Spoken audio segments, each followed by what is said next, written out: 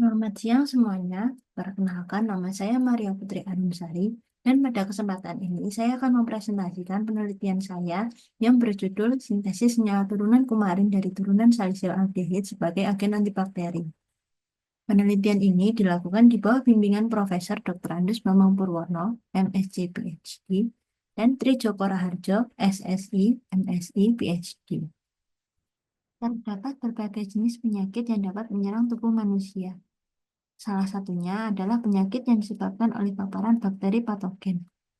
Penyakit yang ditimbulkan oleh bakteri patogen dapat disembuhkan melalui konsumsi antibiotik sesuai takaran dan anjuran dokter. Namun, tak jarang ditemui kejadian di mana orang menyalahgunakan antibiotik saat sakit. Hal tersebut mengakibatkan terjadinya resistensi antibiotik. Apabila seseorang terkena resistensi antibiotik, orang tersebut akan semakin sulit untuk diobati ketika terserang bakteri patogen lagi, sehingga akan dibutuhkan pengobatan yang lebih serius dengan antibiotik yang istilahnya lebih keras demi sembuh. Akan tetapi, bakteri akan terus berevolusi sehingga akan menjadi resisten terhadap antibiotik keras, sehingga penyakit tak dapat disembuhkan dan berujung pada kematian. Terdapat penelitian yang dilakukan oleh Murray et al. Pada tahun 2022 mengenai jumlah bakteri resisten antibiotik di Indonesia. Beberapa di antaranya adalah S. aureus yang resisten terhadap metisilin sebesar 40-49%, bakteri E. coli yang resisten terhadap cephalosporin sebesar 70-79%, E. coli resisten fluoroquinolone sebesar 60-69%, dan bakteri K. pneumoniae resisten karbapenem sebesar 10-19%. Nah, untuk mengatasi permasalahan resistensi antibiotik, dilakukan penelitian demi menemukan senyawa antibiotik baru. Salah satu senyawa yang sering mendapat perhatian mengenai pengembangan senyawa antibiotik baru adalah senyawa kumarin. Hal ini disebabkan karena senyawa ini memiliki aktivitas biologis sebagai antibakteri. Pada penelitian ini, dilakukan pengembangan senyawa turunan asetil kumarin sebagai antibiotik. Tujuan dari penelitian inilah yang pertama adalah untuk melakukan sintesis senyawa turunan kumarin dari turunan salisil aldehid dan etil asetoasetat. Yang kedua adalah untuk membuktikan senyawa turunan kumarin sebagai senyawa antibakteri. Dan yang terakhir adalah untuk membandingkan efektivitas senyawa turunan kumarin sebagai antibakteri terhadap bakteri gram positif dan negatif. Manfaat yang didapat dari penelitian ini adalah yang pertama untuk memberi gambaran mengenai aktivitas senyawa turunan kumarin sebagai antibakteri, memberikan informasi mengenai efektivitas kedua senyawa turunan kumarin yang akan disintesis sebagai antibakteri, dan yang ketiga adalah senyawa turunan kumarin yang akan disintesis dapat digunakan sebagai alternatif antibiotik terhadap bakteri gram positif dan negatif. Bakteri patogen merupakan suatu organisme prokariotik dengan DNA sirkular beruntai ganda yang dapat menimbulkan infeksi dan penyakit bagi makhluk hidup yang terjangkit. Terdapat dua jenis bakteri berdasarkan lapisan luarnya, yaitu gram positif dan negatif. Gram positif memiliki dinding sel peptidoglikan yang tebal dengan tingkat resistensi yang lebih tinggi. Sedangkan gram negatif memiliki dinding sel peptidoglikan yang tipis dengan tingkat resistensi yang lebih rendah. Antibakteri merupakan suatu zat atau senyawa yang dapat menghambat pertumbuhan bakteri dan membasmi bakteri patogen. Terdapat beberapa jenis antibakteri berdasarkan aktivitas biologis, yaitu inhibisi sintesis dinding sel, depolarisasi membran sel, inhibisi sintesis protein, inhibisi sintesis asam nukleat, dan inhibisi jalur metabolik bakteri. Sedangkan terdapat beberapa metode pengujian aktivitas suatu senyawa antibakteri, yaitu metode difusi, difusi agar, dan difusi dilusi. Untuk prinsip metode difusi sendiri, yaitu pertama-tama senyawa antibakteri didifusikan kepada media padat yang telah diinokulasi dengan bakteri patogen, lalu diinkubasi selama 24 jam sehingga akan muncul zona hambat atau daerah tak berwarna. Senyawa kumarin adalah senyawa turunan benzopiron berbentuk padatan yang banyak ditemui di alam dan di berbagai molekul bioaktif. Aktivitas biologis kumarin meliputi antibakteri, anti kanker, anti jamur, dan antioksidan. Struktur benzopiron memberikan aktivitas farmakologis kepada senyawa kumarin karena struktur ini mudah berinteraksi secara non-kovalen dengan situs aktif organisme. Struktur benzopiron akan menginhibisi aktivitas ATPase dari DNA di rasa bakteri, berkompetensi dengan ATP untuk berikatan dengan subunit B enzim, sehingga akan memengaruhi proses replikasi DNA bakteri.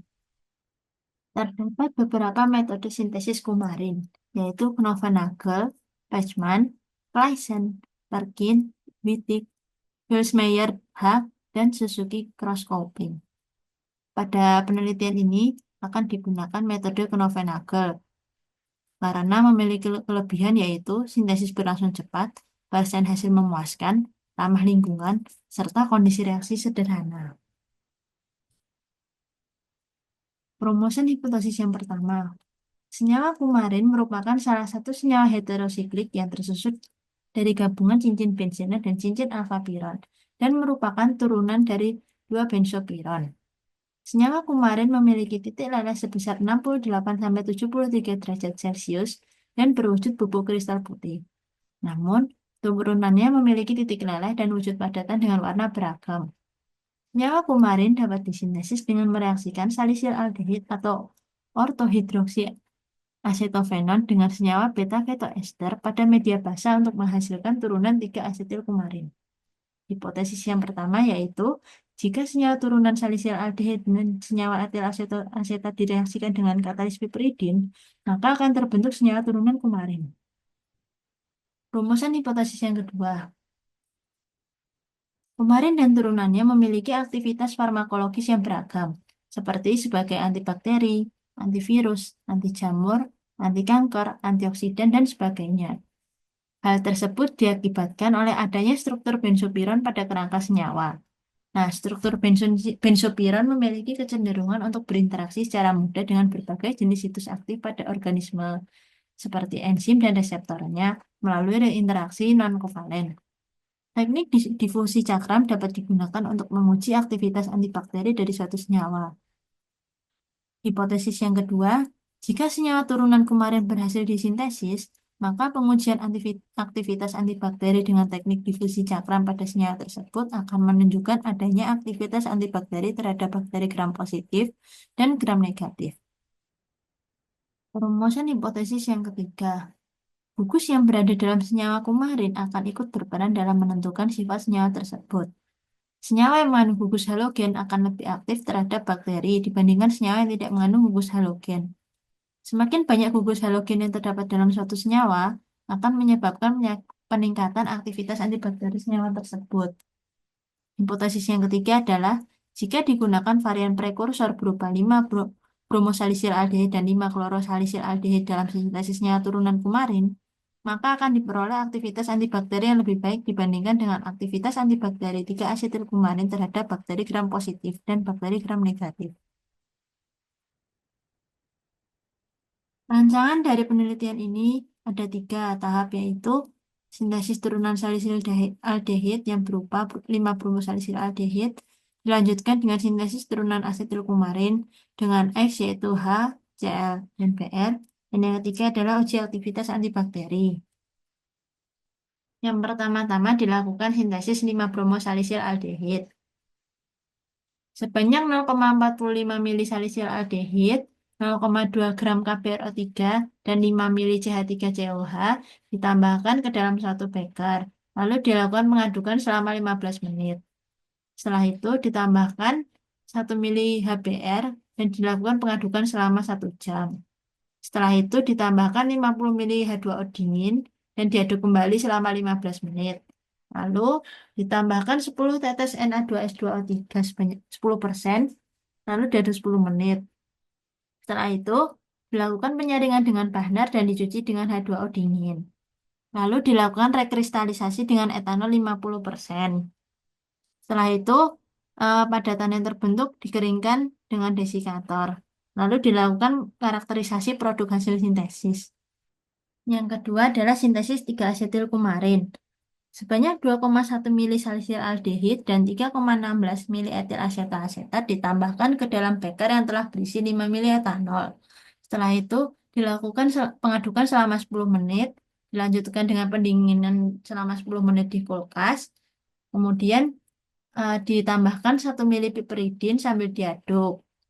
Kemudian setelah terbentuk sedikit padatan, langsung ditambahkan 25 mili etanol dan diaduk selama 1 jam.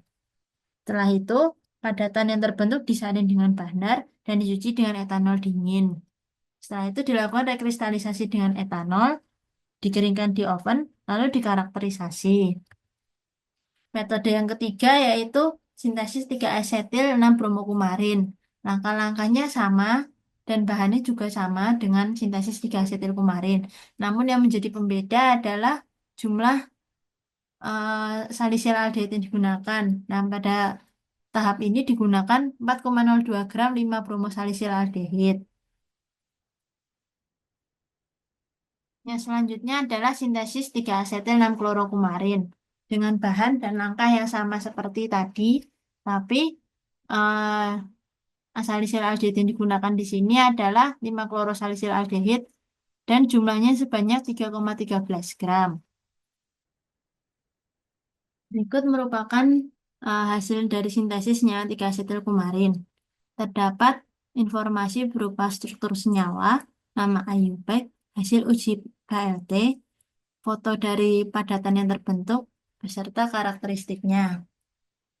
Untuk karakteristik dari senyawa 3-asetil kumarin yang telah berhasil disintesis yaitu memiliki fase berupa padatan dengan warna kuning muda pucat dan rendemennya sebesar 72,74%. Adapun titik lelehnya sebesar 120,6 sampai 122,5 derajat Celcius. Selanjutnya ada hasil sintesis dari senyawa 5-bromosalisil aldehid. Senyawa ini memiliki karakteristik berupa memiliki fase padatan, warnanya krem, dengan rendemennya sebesar 33,08% dan titik lelehnya sebesar 103,8 sampai 105 derajat Celcius. Yang selanjutnya adalah hasil sintesis dari senyawa 5-bromosalisil aldehid. Eh, Senyawa yang terbentuk ini memiliki karakteristik berupa berbentuk padatan, berwarna krem, memiliki rendemen sebesar 33,08% dan titik lelehnya sebesar 103,8 sampai 105 derajat Celcius. Selanjutnya, ada hasil sintesis dari senyawa 3-asetil 6-bromokumarin dengan karakteristik berupa padatan yang berwarna putih, putih kekuningan dengan persen hasil sebesar 63,10% dan titik lelehnya sebesar 223,8 sampai 225,9 derajat Celcius. Nah, selanjutnya ada hasil sintesis dari senyawa 3-asetil 6-klorokumarin dengan karakteristik berupa fase berbentuk padatan, warna kuning muda, persen hasil sebesar 66,79% dan titik lelehnya sebesar 206 sampai 207,6 derajat Celcius. Berikut merupakan pembahasan dari spektra FTIR senyawa 3-asetil kumarin. Terdapat beberapa peak atau puncak yang menunjukkan adanya C double bond O overtone pada ester atau piron, C double bond O overtone pada gugus keton, CHSP2 pada gugus benzena, CHSP3 pada gugus keton, lalu ada C double bond O stretching dari piron atau ester, ada juga C double bond O stretching dari gugus keton, lalu ada C double bond C dari benzena, dan senyawa C double C rangkap lainnya. Lalu ada C double bond O asil dari ester, dan terakhir ada CO alkoksi dari ester atau piron. Selanjutnya ada pembahasan dari spektra FTIR senyawa 3-asetil 6-klorokumarin yang menunjukkan adanya C double bond O overtone pada ester atau piron, C double bond O overtone pada gugus keton, CHSP2 pada benzen, lalu ada CHSP3 pada keton, dan ada C double bond O stretching dari ester atau piron, lalu ada C double bond O stretching dari keton, ada C double bond C dari benzen dan yang bukan benzen, lalu ada C double bond O asil, dan ada CO alkoksi dari ester.